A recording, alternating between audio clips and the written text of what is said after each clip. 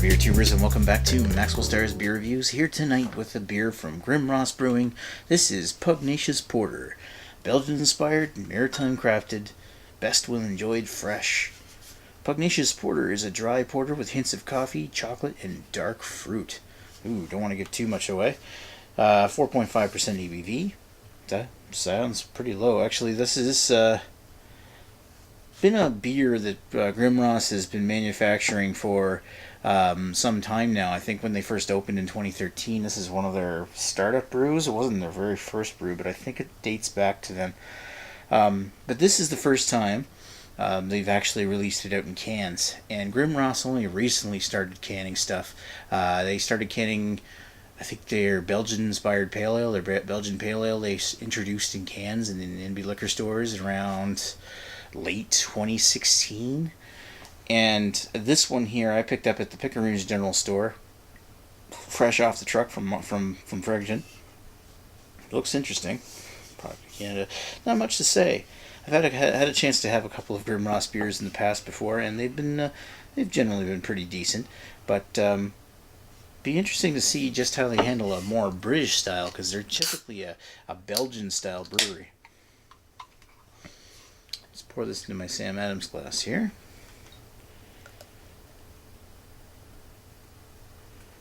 Make sure I get that on the camera. Ooh, wow, that's pretty dark actually. Set that can there properly. Hopefully that's in the frame. Wow, look at that. That's dark.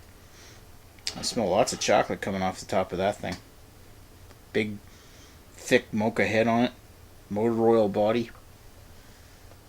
Yeah. It's dark, but it's not completely dark. I see hues of ruby red coming around the edges of the glass, especially in the narrow spots of the glass. Looks kind of like Coca-Cola, to be honest. But a big, fruity chocolate head. Let's give it a sniff. Oh, man. It's like mocha swirl and it's like, it's between cola and coffee. Coffee, chocolate, cola. It's like, if you remember ever having it, it was called Coca-Cola Black in the mid-2000s. I think it was around 2006 or 7. I only had it for one summer. I think it was 2006. And it was a bad idea, to be totally honest. But it was an interesting smell. I mean, it had this kind of coffee-cola kind of mixed smell, which actually, in this execution doesn't smell that bad. But, oh man, I'm loving the aroma on this. Big, rich coffee. Like a rich, dark roast with a nice fruity kind of red fruit kind of smell off the top of that, like with a quality bean. Oh, that's like gourmet coffee. Okay, this has got to go down the hatch now. Cheers.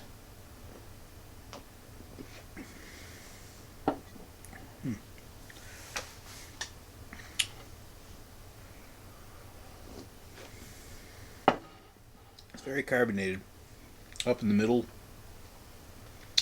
When I drink it, it comes into it kind of expands into a poof of foam in the middle of my mouth. But it is wet enough in the back to wet your whistle.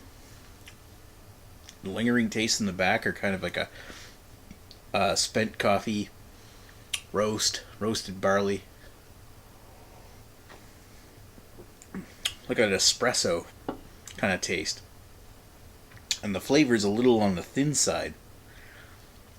Dripping with a little bit of like dark chocolate.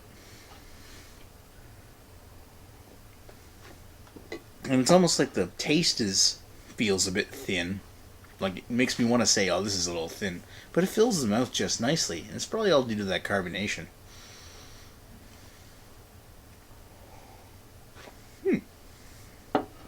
That's not a bad beer. That's a respectable porter. Yeah, I mean, I can't really ask for more. Well, I mean, I could. It's not the best porter I've ever had. But at least it's smooth and easy to drink, and unlike a more syrupy, stout-like porter like Man's Best Friend from Pickeroons, where you have to almost hork it down despite it being absolutely delicious. No, it's sessionable. And that's about all I can say for it. It's got some nice flavors, and it smells fantastic, tastes great. Maybe the smell's a bit better than the taste, but beggars can't be choosers. It's a decent beer. I'll give it a 3.75 out of 5. Yes, Joe, I said it. 3.75 out of 5. Anyway, not a bad beer if you can find it. I'm sure this will be the first of many cans of this I buy. Decent enough to try again. Anyway, thanks for watching Maxwell Starr's beer review of Grimross Pugnacious Porter. To be totally honest, I'm surprised they even got to use the name Pugnacious, to be honest, because it was even in New Brunswick for a little while. Grand River's got a Pugnacious Pale Ale, but so I'm kind of curious how they got past the trademark, if they even ran into that issue. But to be totally honest, I hope that Grimross keeps that trademark, because Grand River kind of sucks. Anyway, I what do you call it? I digress. That's the word I'm looking for. Anyway, thanks for watching, folks. We'll talk to you folks later. Cheers.